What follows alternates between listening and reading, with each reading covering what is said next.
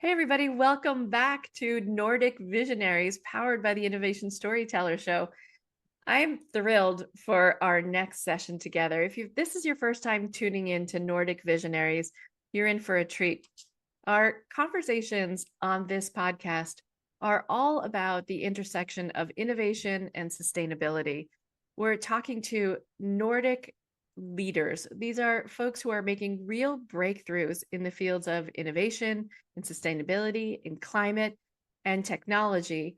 And we're talking about how all of this is impacting all of us as innovators and thinking a little bit differently about how we make sustainability part and parcel of innovation today. So I'm very thrilled to introduce you to my next guest. Peder Naerboe is the founder and chief executive chair of Bulk Infrastructure. Since starting Bulk in 2006, he and the company have been focused on bringing more sustainable builds and operations to society at the intersection of real estate and digital infrastructure by building a more sustainable future. In 2011, he expanded the company from logistics and industrial real estate into digital infrastructure. Peder has been focused on unlocking the renewable energy giants of the world, the Nordics and Atlantic Canada, to enable sustainable digital infrastructure as his top priority. He believes that long-term positive impact to the environment can be achieved when sustainability does not compromise profitability for its customers. So, Peder, thank you so much for joining me on Nordic Visionaries today. Thank you, Susan, for having me. I'm excited about it. Yeah, we have so much to talk about because the work that you are doing is fascinating. And I think it's kind of one of these behind the curtain industries that people don't really think about how their incredible technology is being delivered to them. How is it that they get all the data that they get? Where is it coming from? And so I just want to ask you a little bit about you first, though. So a little bit about your background and experiences. How did you come to this place, this intersection of innovation and sustainability? Because for most people, it is not a straightforward path. No, it's like so many others, your path is building itself as you go along. And my career started in shipping, so I was working in ocean transport, like so many other Norwegian companies. We were large in shipping back in the days. And after doing that for about 8 years, I wanted to try something different. So I thought maybe I was ready to go to university. And I went the first day, and I reminded myself how I was not fitted for school. So I came back the day after, and I left for lunch. And I said, okay, I need to pursue another career. So I did not become, a elite student, to be honest. But I found through some friends, I found my way into financial advising, and then as I was working with that, I followed people's capital into different types of investments, and I saw an opportunity for something within real estate, because in Norway, where I'm from Oslo in Norway, the capital of Norway. We did not have anybody that, or very few, was focusing on industrial real estate. And when I saw the result from our first air quality measurement, which we started in 2005, we found out that Oslo was the most polluted city during wintertime because it sits inside of a fjord surrounded with mountains. And during the winter, when the air is cold and we didn't have wind, we had smog in Oslo, which was, terrible, and the air quality was not good. The politicians, they panicked, and everybody scrambled for what can we do. So we started making incentives for electrical vehicles, and that was quite obvious because Norway has 100% renewable energy, on shore, where we have hydropower plants that are built out through 100 years, and that feeds all our energy on land, which is great. That's one of the key features about the Norway. And then we made incentives, but then after a while, it was penalties if you didn't change your fossil fuel to something more sustainable. But nobody was doing anything with the logistics. We're still downtown, so it was always, causing congestion and so on and so forth. So I started the company in 2006 to move logistics out of the city of Oslo. So that's how I actually started, in what today is bulk infrastructure. So I started zoning land together with my colleagues, and we quickly found a sweet spot where the logistics they wanted to move. We had, they wanted more modern facilities, they wanted larger size. So, and economy of scale was something that I knew from shipping as well. So we started making a platform where the logistics can move out and into modern facilities, more energy efficient facilities, and at the same time also the vehicles, the trucks, they became longer because we had better roads, and they needed more space just to maneuver around these logistic buildings. Yeah. So that's how I started, my real estate career, and I brought investors to invest with me. And these were investors that I knew from my financial advising, period of my life. So then after about, 6, 7 years, I started getting calls from companies that wanted to look at our land for data centers. But I had no clue what a data center was. What's a So data center? exactly. Now I know what it is, That's good. Yeah, but what is a data center? Well, it's a very power intensive, building, and they were looking for land where the power was cheap, as in Norway. We had a surplus of energy, a large surplus. We still have a big surplus of energy, and it was clean energy. So that's, rings the bell with somebody that wanted to develop, data centers in Europe. So they came to my office and say, hey, we want to look at your land. They were incognito. They're all called Jack, Jim, Jill, all these kind of, incognito names. The competition was a stiff. They needed to assume a fake name. Exactly. Yeah. They really, Fantastic. so I found that very odd. But first time I showed them everything, and they disappeared. I didn't hear anything back. And second time around, not too long after, I did the exact same thing. And then a third group came coming, and then I said, wait a minute, we have something that they want, but they don't tell me what exactly that they want. So I started studying the data center industry. I was surprised to find out that it was polluting more than the airline industry at the time because of the fossil fuel that the data centers was using. So I figured, hey, that's the obvious reason why they wanted to come to Norway and the Nordics, is to develop these large scale data center campuses where the energy is very efficient. We have, cold climate, so it's more efficient to cool down these data centers, and with clean energy, and also the most power, sorry, the cheapest energy in Europe is also found in the Nordics. So there's so many things that I found out. And then I realized nobody in Norway was actually doing industrial real estate the way that I was doing it with my company Bulk. So I said, who's better positioned, to do this but us? So I started my own site selection, let's say. I looked at the whole of Norway, how I planned, I looked at the energy market and where the energy was in surplus. And I think anybody today would say, hey, you need to go to the southern tip of Norway, closest to the rest of Europe, because that's where more than the 50% of all our energy surplus is produced. So that's where we have lots of, hydropower plants sitting in cracks in mountains. So we have high altitude lakes that have been made as reservoirs, and we just run we run the rivers into the power generation stations, or we even bored big tunnels inside the mountains to make it more efficient. So as the water fed back into the river, at the lower point, they had produced a massive amount of energy. So this is how Norway is very, very capable of feeding energy at any given time, which is different than intermittent wind and solar renewables. So Norway has a very big benefit of the hydropower stations and the system that we have been created, since 100 years ago. So that's the benefit that we have. So this approach, right, and thinking about like, wow, going from logistics to real estate to data centers, the backbone of the whole data center process, especially when we think about sustainability, it all comes down to the energy, right? This is the focus. And you were already operating on clean energy, which must have been like checking all the boxes for the EU and different regulatory hurdles that most people would normally have to jump through. So it sounds like the Norwegian infrastructure was already primed for an opportunity like this.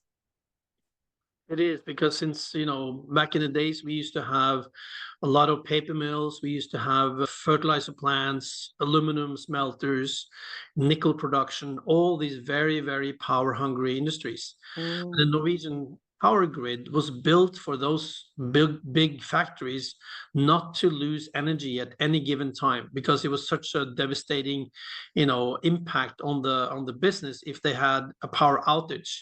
Because you could have a smelter that would, the aluminum would get rock solid, and you would have to spend months to clean it up and to restart a factory like that. So the grid was always built for, very, very secure power delivery at these locations.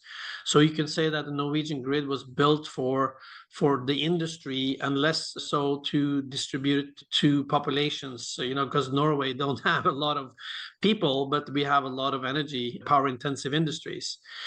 So the power side of it was very, appealing to me. And I said, what was wrong? Because these companies that started visiting us, they didn't establish themselves in Norway. What else was wrong? And that was so I found out that we had to have real large fiber highways. So a lot of fiber in the ground, so that the companies that were to establish themselves, they can buy the product that we call dark fiber.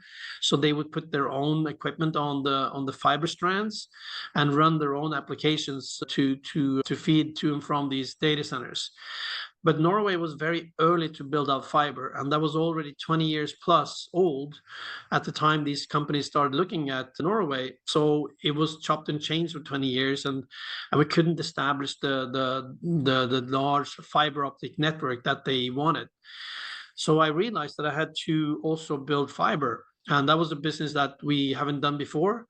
But we found some partners in the national grid and in the national rail service that needed to build up fiber for themselves, and we started partnering up with others that could have the same use of our fiber network. So we built fiber to the energy in order to make, zoning land for data centers and create a platform for data centers to go to Norway and utilize that energy at the surplus side of the energy. So it's kind of like this cup runneth over experience, right? That you had this surplus energy, and that's the quantity of energy that we're talking about when we're talking about crypto or AI or any of these massive power needs, right? That are really going to surpass what we thought about aluminum smelting, right? Or any of these kind of like heavy, dirty industries that we think about requiring so much power. We are going to surpass that very quickly. Yeah, I think so, and it's kind of scary because it's the rapid pace that the growth is now is putting a lot of, mixed emotions into where do we spend energy, and who belongs, who does the energy belong to by the end of it. And can we put up, a plant somewhere on gas turbines or something else, which is less energy, clean energy, so fossil fuel. So I think that we've been moving very fast and efficiently into more renewable energy, but because the solar farms and the wind farms, they are intermittent, so they don't produce all the time. They will still need that backup source of constant energy from one source. So whether it be nuclear or fossil fuel, or in this case hydropower, production in the Nordics, that's a good place for the Nordics to position itself, at least to serve the European market, which we were part of. Yeah. So what do you think some of the challenges are? Because like even with this incredible focus, and I think there's like a values discussion around this intersection of innovation and sustainability too, right? It feels like interviewing so many Nordic visionaries now, it doesn't feel like they're two separate things in the mind of a Nordic entrepreneur or innovator. Sustainability and innovation go hand in hand. Does that feel that way to you, that it's like, why would we even think about building it dirty? Well, it's just the demand. I don't think you can get clean energy in all places around the world, unfortunately. Mm. That's going to be very, very hard. So in those places where you cannot have clean energy, I think you have to be way more cautious about what kind of consumption you plan for.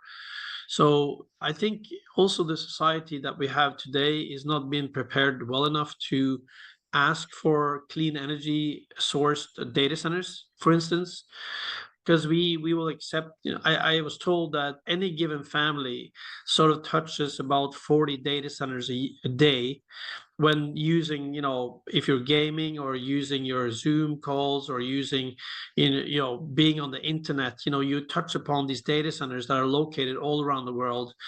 But then when you ask them to do larger, operations, like today we have been used to, asking questions to chat gpt, and then that creates a massive amount of energy spent compared to an old Google search. So there is a large increase of power that's made for or consumed to generate the answer in ChatGPT. And now we ask it to maybe make a picture for us, which is even, more, is increasing more the power spent for that type of question. So you and I and everybody were testing these new applications, these new great features that AI is helping us out with, but it constantly increases the amount of power you need to use in order to do the same operation. And now we're also even asking some of these AI applications to make a video for us. I mean, you can take an old picture today and make the AI make that old picture come alive and start smiling at you, an old picture from somebody you know. It's kind of crazy what the the innovation is taking us, but that even requires, more, than 10 times the amount of energy than the first one, which is just asking chat gpt something, rather silly, or helping you out with the some wording on the story or something. So it's the technology is constantly, trying to follow and keep up with the innovations that we're making. So I think that's some of the curse with the data technology and the AI, is that it's so demanding on the way we are computing today. But I think also that within that lies the solution. I think there is the AI, area that we're stepping into now. We will be more efficient about using data which is available. So I think we will be much smarter on how we put things into our daily work, because we use AI. So I think energy efficiency is one chapter where we're going to see, we're going to leapfrog into more efficient energy use, I believe, and that's an area where I think it's interesting to be aware of. The thinking about this is big companies are really starting to take notice of this, right? They're recognizing that it's not possible for us to have these two separate mindsets. Yes, it's possible that clean energy is not available in all places. And yet we need to do as best we can in order to get there, because we will run out, right, at some point. Yep. Or either that, or we will harm ourselves in the process of trying to use fossil fuels to solve all of our problems. Yeah. And large companies are starting to pay attention to that. You and I were talking earlier that CoreWeave is making a big data center deployment in southern Norway. And NVIDIA is looking at all different means of doing this. I think Microsoft is trying to revive, here in the United States, 3 Mile Island, which was a site of a nuclear power plant, for folks who don't know, where there was a huge core meltdown, right? There's a big problem inside of the reactor. And Microsoft recognizes there has to be a way to get more power more quickly. But apparently getting a permit for a nuclear power plant in the United States, especially reopening one that had a really bad experience, is a tough thing to do. But moves like this with CoreWeave, what can you tell us about it? And I mean, as other innovators listening to this conversation, what is our takeaway of how we even think about innovation in this context, innovation plus energy? What else should we be thinking about, Peder? Well, I think what hopefully CoreWeave is recognizing with coming to our platform in southern Norway, where they are now establishing large data centers to host AI applications for the European market. Mm, So the reason why they come there, I think, is because we have not only prepared land for large data center build, but we have also started building data centers to host the type of applications. But many years ago, I started building fiber networks to the southern Norway. And for instance, in 2017, I heard that Google and Facebook was going to build another transatlantic cable from Denmark to United States. mm, And I realized, hey, that's our chance to interconnect Norway with, on the core network of fiber that runs around the world. So you have to get yourself available on the large fiber interconnections that are running between continents and also between countries. So that's the transportation highways for the data that travels. So we built about 10,000 kilometers of both terrestrial and subsea cables to unlock the southern Norway for data centers, and also interconnecting with Denmark, with UK, Ireland, and also now I also mentioned United States directly. So and we have to be cautious about who owns these data center or digital facilities, because now the geopolitical situation is also making them more sensitive about yeah. who controls these facilities. Where do you want to host your data? And this is where Norway and the Nordics has some of the same capabilities. We are a very boring part of the world. We're very predictable. We don't have, I mean, we have Let's say multi-part. reliable rather Yeah. than right. Let's say reliable. I'm in this sense, I'm almost proud that we're boring. We're very, we don't stir it up if we don't have to. And the systems are, with multi-party, political situations in all countries. You will have the shifting of political landscape will shift a little bit. It won't go from red to blue and then totally switch one thing to another. So it's kind of a predictable area.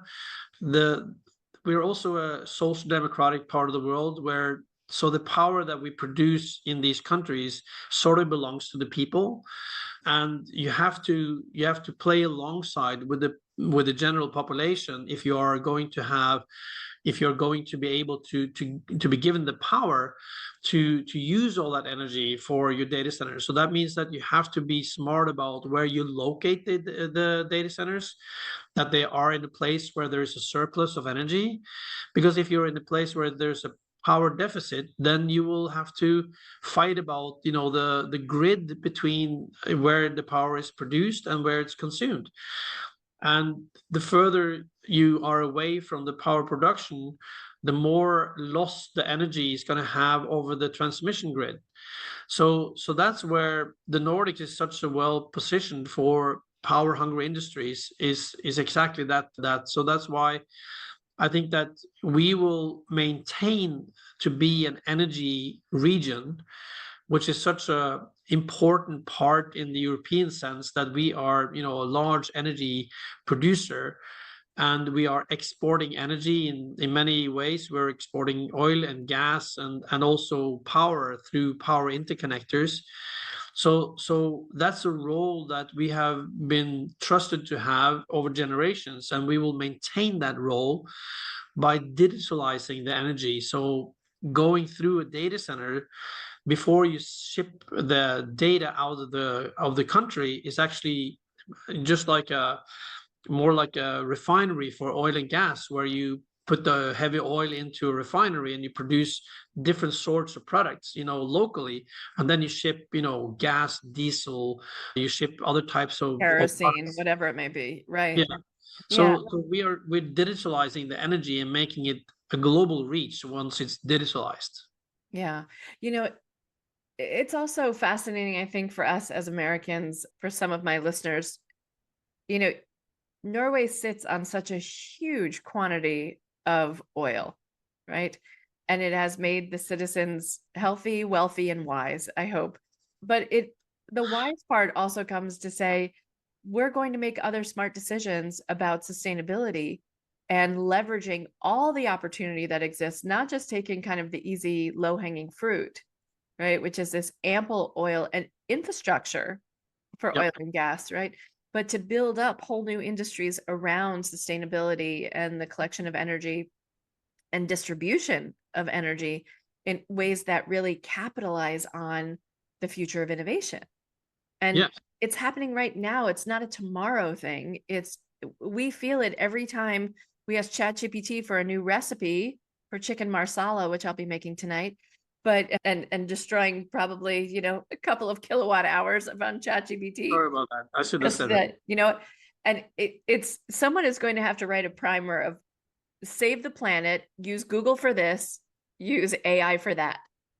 Like we can begin, because otherwise it's the marketing that's happening in the AI world now is the desire to put Google out of business, is to change our search habits into AI rather than Google search. And so there's shifting opportunity on lots of different places. I think we need to be prepared for AI, being used in so many different applications, and maybe, sooner or later we'll have lower lawyer bills, because they can use AI to be more efficient and not spend as many hours doing their work for, any companies and stuff like that. So I think that's hysterically funny because my law firm still charges me a printing fee for sending me a PDF. I was like, you didn't print anything. There is no paper that has touched your hand or mine. Why does my invoice say printing? Why? Because you sent me a PDF. energy fee, for some power to produce the PDF. Okay, I think it's still less than whatever power was needed to run the copier at the end of the hallway. Absolutely. I think you're on it. Yeah, I don't think the revolution is gonna start with the law firms, for the record. No. I think we're in a very exciting, AI era we talked about now. We're stepping into something really new, and this is where data centers in the Nordics. So data center is fairly young as an industry, but we're learning fast. We're learning fast because some of the most wealthy companies in the world, they are such in need for this, and they in order to comply with the general rules across the world, they have to be innovative at any given time. They have to make sure that they are on top of this, on how they spend energy, etc. And this is a great opportunity for the Nordics. We have been very, very, forward leaning on how we produce energy and how we transmit energy. But now we're starting to see from the young industry of data centers.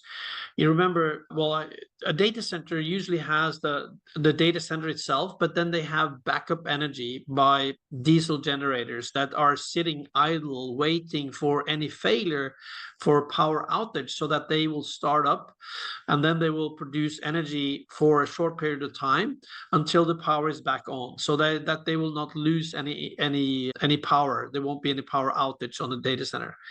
But that infrastructure can also be used by the grid companies. So when we have, for instance, in Norway, if it's a very cold day in February, we know that all the homes are going to heat up massively. They're going to spend all the energy on heating their homes and other types of buildings. So we will have a spike of energy usage. And that's where the grid is designed to handle that spike of energy usage. But instead of only planning for that spike, we can plan for a more efficient energy use if you can then switch over some of the data centers to run on their backup generators. So they can do that for short period of times when there is these spikes come for very short seconds. It comes also for when the wind farm starts and when the wind farm stops, that kind of changing and shifting energy from all these new power that we are introducing, solar, wind, and etc. So it's it's a tool for the energy efficiency grid. So that's something that we're learning, that hey, this actually could be a stabilizer for the grid that For the everybody needs spikes. to Yeah, be. sure. Yeah. So that's exciting, and I know that the Norwegian grid companies, they're looking very closely on this together with us and others, to see how can we better utilize our grid, because if we can start using the grid more efficiently, we will save a lot of investments in the grid and the capabilities of the grid. So we're already seeing some large, steps in that direction, because we're also using data and data analytics and AI to measure the grid, and to make sure that the grid is not over, heated, or Overtaxed. Yeah. over, so we're moving in a direction which I find is very, very interesting. So I think that for the Nordics, it's a very attractive industry to embrace and host large loads of data, being computed in our existing grid, and on the infrastructure that was built through generations. And Yeah. that's something that I think at least the Norwegian government has appreciated. So we have now a strategy of building out data centers in our region. And I think that the Nordics also wants to stay relevant in this sense, going forward, where we spend energy. Yeah. And it's probably why companies like NVIDIA are talking with you, right? And partnering with you to get that done. So even the biggest companies in the world are looking at Norway for being boring, practical, and reliable, and also innovative and cutting edge in getting this work done for them.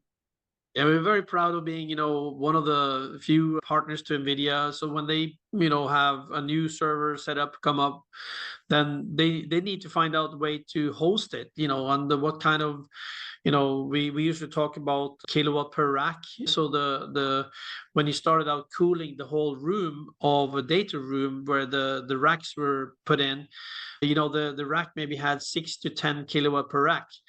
But then, all of a sudden we go into, 16 to 20 kilowatt per rack. So increasing the density of each individual rack. And then we push, that up towards 40 to 60 kilowatt per rack. And now we're beyond 100 kilowatt per rack on the design.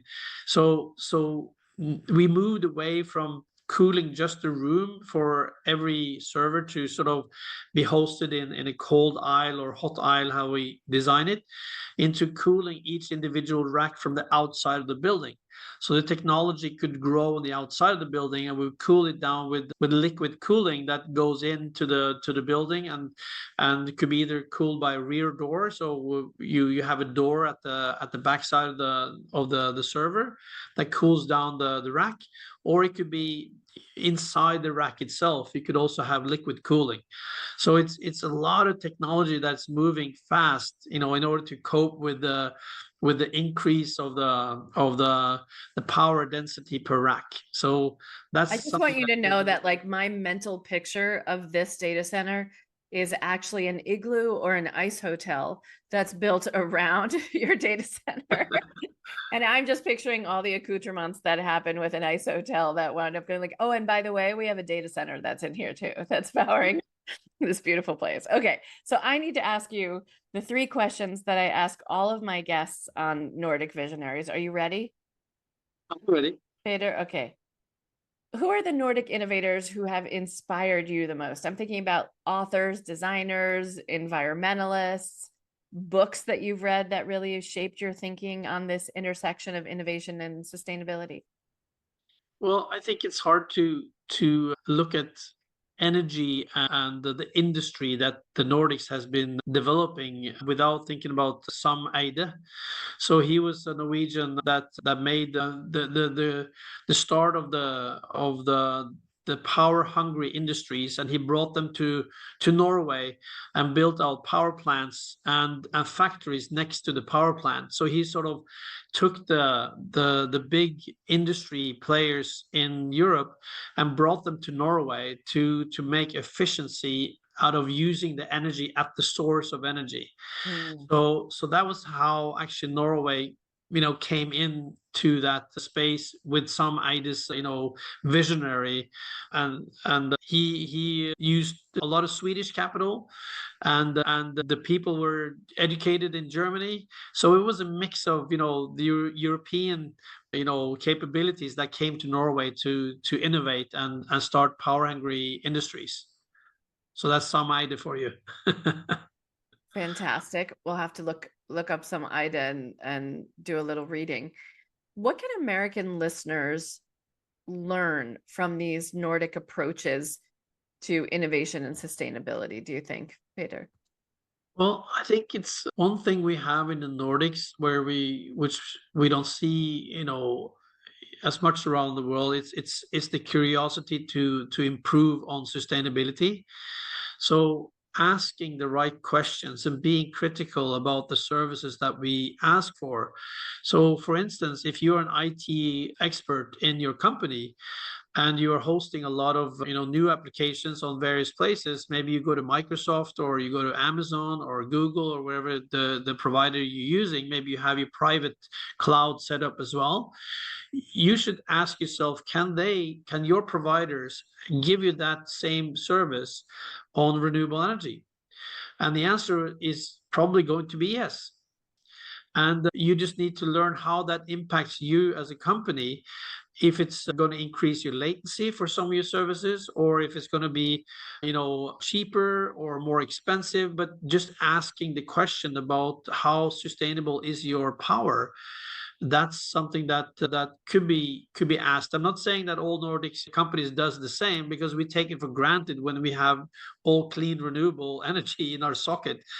Then we just take it for granted. So it's something that, but the curiosity about how to improve on sustainability is something that we see in the Nordics, all across the Nordics, and that's something that I think we're proud of, and I think you would be proud of as well if you start stepping into that more broadly. So where do you think we should be focusing our attention over the next 5 years when it comes to climate? Where should we be pointing our attention? Well, it's hard to answer that without becoming a little bit political. I think it's one thing is you build something up here in the United States, and you tear it back down. So one administration has one view on sustainability, and the next one has a different.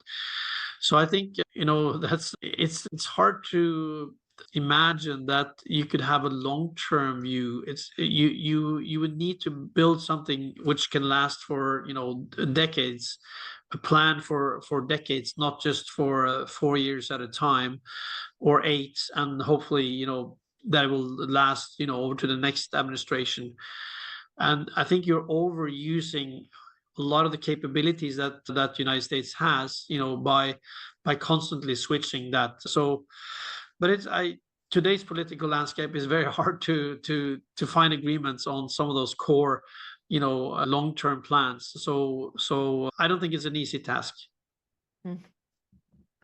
And yet we have to keep trying, because Absolutely. this is the only planet we have. Yeah, and thankfully you have some states are more sustainability driven than others, Yeah. and I think hopefully over time we will see that gives more back to the people in those states. And I speak to people that are very proud about doing tough calls sometimes, just to make it more sustainable, because it's the way forward. And Yeah. the rest of the world are definitely moving forward, and I think this country will do it, although a little bit on and off. But this country can show when it really means something, it can actually do something really big. Absolutely. And that's something I Absolutely. think we'll see hopefully going forward. Yeah. Peter, if people want to get in touch with you and learn more about bulk, how can they do that? What's the best way to do that? Well, the best way, I mean, you can go on bulkinfrastructure.com. That's our website. And I'm on LinkedIn. People can find me on LinkedIn under my Peder Naerboe name. It's a difficult spelling, but We'll find you. yeah. Peter, So thank you so much for joining me on the show today. We so appreciate having you on Nordic Visionaries. thank you, Susan. It was a pleasure. Thank you.